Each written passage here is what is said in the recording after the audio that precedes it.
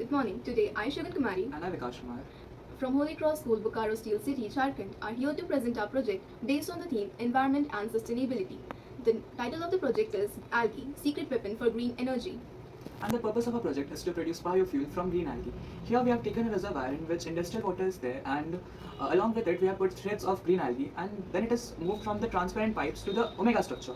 The omega structure floats over the lake surface, and then it produces electrochemical waves, which provides favorable temperature, that is 25 to 30 degrees centigrade, for the growth of algae.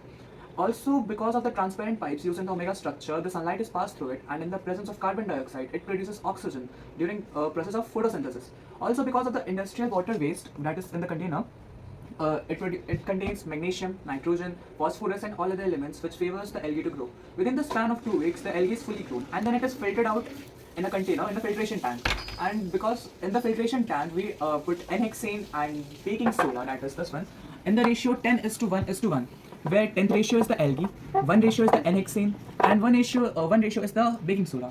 And then it is grinded, and then it is left for 24 hours. During the span of 24 hours, the N-hexane helps the lipid layer of the green algae to break, and the baking soda helps it to pop out to the surface.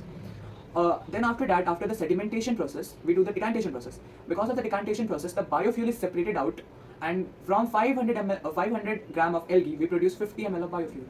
Apart from biofuel, we obtain 5 other byproducts in this process. When we place turbine, we obtain electricity. The leftover algae can be used as fertilizers and also for fish fodder. The lipid from algae can be used to produce cosmetics. Also, oxygen is produced in this process, which is 500 times more than the oxygen produced by a fully grown plant. And also we can see that the biofuel is... Thank you.